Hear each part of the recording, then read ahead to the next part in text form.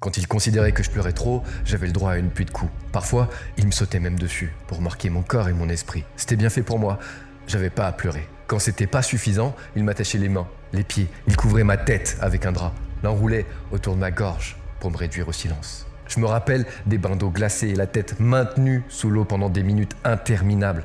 Parfois, il m'arrivait même de perdre connaissance. Ce témoignage, c'est Nelly Bly qui l'a recueilli, infiltrée au cœur de l'asile où se déroulait ce genre d'atrocité. Et dites-vous que ça, c'est qu'une partie de la vie de Nelly. Cochrane Mills, le 5 mai 1864, Mary Jane et Michael Cochrane ont un nouvel enfant et c'est une fille. Elle s'appellera Elizabeth Cochrane. Vous l'avez peut-être remarqué, vu que rien ne vous échappe, mais Elizabeth a quelque chose en commun avec sa ville natale, le nom Cochrane.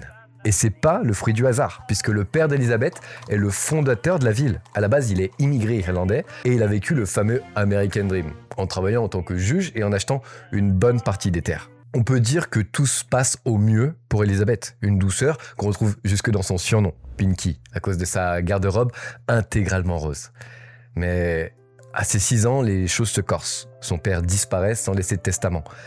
Et malheureusement, à cette époque, le mariage ne protège pas autant qu'aujourd'hui. Donc la famille d'Elizabeth n'a aucun droit sur le patrimoine de son père. En plus de perdre son mari, la mère d'Elizabeth perd tout. La famille entière se retrouve rapidement à la rue. Et pour retrouver une situation, la mère d'Elizabeth se remarie. Mais la nouvelle situation n'est pas mieux. Le nouveau mari est alcoolique et violent. Et pour pas succomber sous les coups, elle doit divorcer. Cet acte plein de courage la ramène au point de départ, la rue.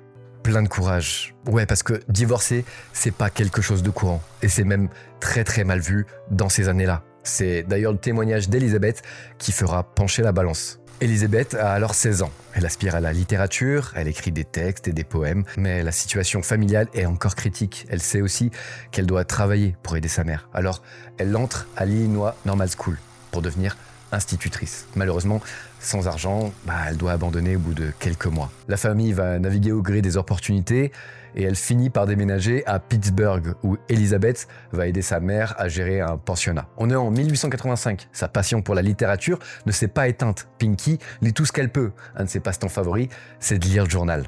Et un jour, alors qu'elle lit le Pittsburgh Dispatch, le journal local très en vogue de l'époque, son attention est retenue par un article dont le titre est « La place de la femme ».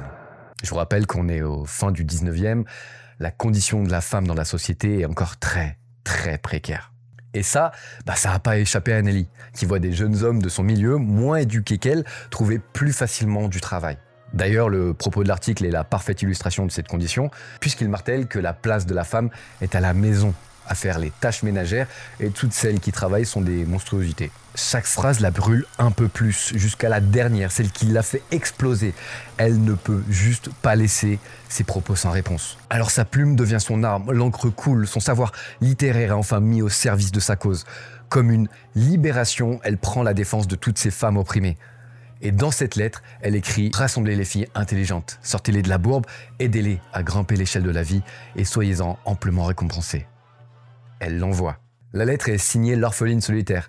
Elle arrive aux mains du rédacteur, les mots percutent, les tournures de phrases sont parfaites, l'intonation, la conviction, tout est là. Alors, curieux, il rencontre cette orpheline solitaire, il se confronte à cette conviction, la place de la femme est tout sauf à la maison. Séduit, il l'engagera quelques temps plus tard. Nelly Bly, c'est le nouveau pseudonyme d'Elizabeth, issu d'une chanson populaire de Pittsburgh et beaucoup moins sinistre que l'orpheline solitaire. La signature toute trouvée, la machine est lancée. Nelly, ouais, on va l'appeler comme ça maintenant pour tout le reste de la vidéo. Nelly ne va pas être condamnée comme les autres journalistes du beau sexe. Parce que, oui, encore une fois, au 19e, les femmes sont cantonnées à des articles de mode ou de jardinage.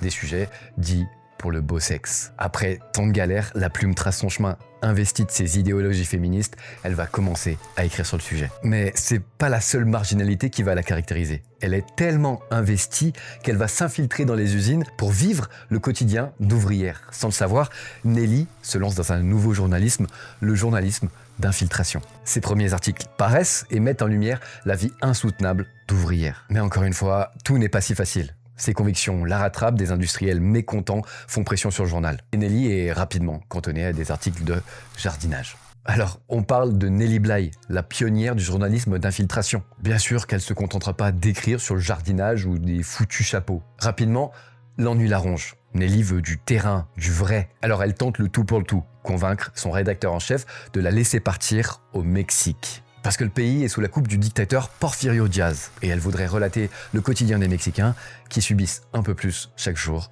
ce régime. Et Nelly a des arguments. Elle parle espagnol, sa plume est acérée, et depuis peu, les nouvelles voies ferrées permettent de voyager facilement au Mexique. Il accepte. Sa mère refuse de la laisser partir seule, donc elles voyageront à deux pour les prochains mois. Sur place, Nelly met en lumière la corruption, l'exploitation des paysans, des ouvriers et surtout le silence. Dans un pays où tout le monde se tait, elle dénonce la violence du gouvernement. Malheureusement, un article sur l'emprisonnement abusif d'un journaliste devient la goutte d'eau qui fait déborder le vase. Le régime en place voit d'un mauvais œil cette journaliste américaine un peu trop fouineuse. Nelly et sa mère doivent quitter le pays face aux menaces de plus en plus présentes. Et ce reportage, c'est un des reportages où le journalisme de Nelly s'affirme à 100%. Un journalisme infiltré, investi, entêté, prêt à défier le monde pour dénoncer les injustices. Après ce reportage, elle vise plus haut, là où sont les journaux les plus prestigieux. Elle part pour New York. Mais très vite, la réalité new-yorkaise se révèle. Il est difficile de se faire une place, surtout en étant une femme. Les mois s'enchaînent, les refus avec, sa situation financière devient délicate. Mais c'est Nelly, elle baisse pas les bras.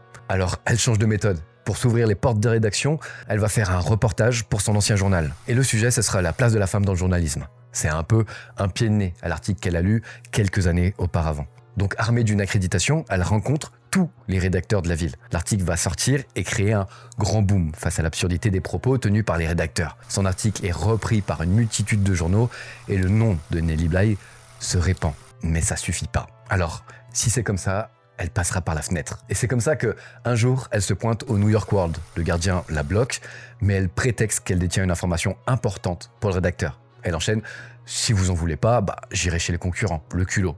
C'est comme ça que Nelly rencontre enfin le rédacteur du New York World, détenu par un certain Joseph Pulitzer. Pendant cet entretien, Nelly propose un reportage sur les migrants. Elle partirait en Europe et reviendrait sous une autre identité, se faisant passer pour une Européenne rêvant d'une autre vie dans ce nouveau monde. Le rédacteur et Joseph Pulitzer discutent et se mettent d'accord. Un autre sujet les intéresse actuellement, celui de l'asile de Blackwell, dont des rumeurs de mauvais traitements sur les patientes circulent depuis un bon moment. Pour ce reportage, Nelly doit se faire interner. Ils lui promettent de la faire sortir dès que le travail est fait. Ce reportage est dangereux et la santé de Nelly est en jeu.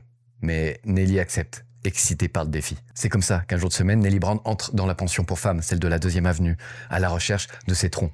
Les pensionnaires, face à l'absurdité de ses propos, prennent peur et appellent la police. En peu de temps, elle est présentée à un juge. Cette femme est bien trop belle pour être folle, affirme le juge. Alors Nelly passe devant des médecins. À chaque fois, elle s'enfonce un peu plus dans sa folie.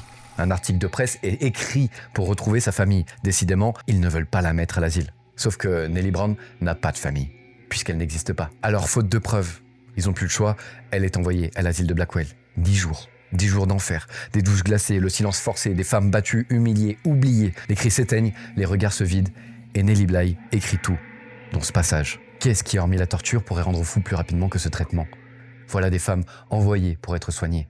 Je voudrais que les médecins experts prennent une femme saine de corps et d'esprit, la fassent taire et asseoir de 6h du matin à 8h du soir sur un banc, qu'ils ne l'autorisent pas à parler ou à bouger pendant tout ce temps, qu'ils ne lui donnent aucune lecture et aucune nouvelle du monde, qu'ils lui donnent de la mauvaise nourriture et de mauvais traitements, et qu'ils voient en combien de temps elle devient folle. 2 mois feraient d'elle une épave physique et morale. Juste après le reportage de Nelly, la ville de New York offre $500 000 à l'asile pour en améliorer le fonctionnement.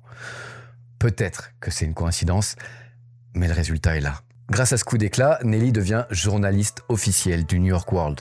Pendant 2 ans, elle multiplie les reportages. Ouvrière, orphelin, injustice. Mais au fond de Nelly, le besoin d'aventure bout. Un jour, un livre tombe entre ses mains, Le Tour du monde en 80 jours par Jules Verne. L'histoire d'un gentleman anglais pariant qu'il pouvait faire le tour du monde en 80 jours. Ce qui vient directement à l'esprit de Nelly, est-ce que quelqu'un a déjà essayé ce défi? Alors pour l'époque, une femme qui part seule en voyage, c'est déjà improbable. Mais alors, une femme seule qui s'engage dans un tour du monde, c'est complètement irréel. Et pourtant, c'est ce qu'elle va faire.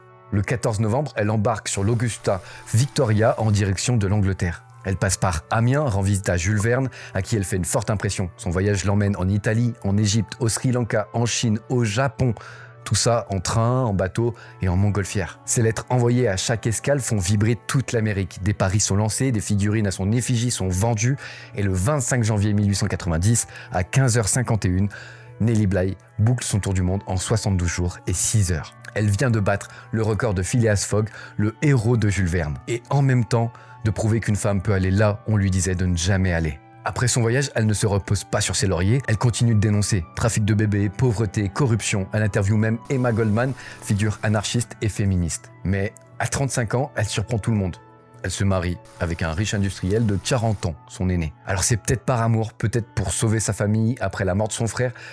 C'est difficile de savoir. Ce qu'on sait, c'est que la plume de Nelly se tait pendant un temps. En 1904, son mari meurt et elle prend les rênes de l'affaire. Ses valeurs et son esprit vif sont mis au service de l'entreprise. Nelly fait breveter plusieurs inventions liées à la fabrication de pétrole. D'ailleurs, beaucoup sont encore utilisées aujourd'hui. Elle donne aussi la priorité au bien-être des employés en fournissant des prestations de soins et des installations récréatives. Malheureusement, sa gestion des finances, c'est pas la meilleure. Des employés en profitent et ça mène l'entreprise à la faillite. Mais depuis le temps, on sait que Nelly n'aime pas abandonner. C'est pour ça qu'en 1914, elle part en Autriche pour trouver des financements qui permettraient de sauver son entreprise. Mais 1914, je crois que ça me dit un truc. Oui, c'est la Première Guerre mondiale qui éclate. Et il n'en faut pas plus pour que la plume ressorte du placard. Nelly réalise un rêve de longue date, être correspondante de guerre. Elle est même la première correspondante de guerre. Alors elle va écrire sur les blessés, les soldats, les femmes et les enfants laissés seuls. En même temps que ses écrits, elle devient un pilier de la défense de la cause autrichienne. Elle collecte des fonds pour les orphelins, les veuves, les oubliés. Et même quand les États-Unis entrent en guerre contre l'Autriche, en 1917, elle reste à Vienne jusqu'à la fin. En 1920, Nelly voit l'avènement du 19e amendement qui accorde enfin aux femmes le droit de vote. Un combat qu'elle aura mené toute sa vie. 2 ans plus tard, le 27 janvier 1922, Elizabeth Cochrane Seaman, également connue sous le nom de Nellie Bly, décède d'une bronchopneumonie à New York, presque 32 ans, jour pour jour, après son tour du monde. C'est ainsi qu'a vécu la pionnière du journalisme d'infiltration, la première femme à avoir fait le tour du monde seule, la première correspondante de guerre, une femme qui a porté avec elle des valeurs qui ont inspiré des générations entières. Sa persévérance, sa bienveillance sont des lumières dans ce monde, une lumière dans un monde qui souvent préfère l'obscurité. Merci d'avoir regardé cette vidéo et j'espère que le sujet vous aura plu. Nellie Bly, c'était un gros sujet hyper intéressant. Il y a plein de livres à lire sur le sujet. Allez les lire, pensez à vous abonner et on se revoit bientôt. Salut!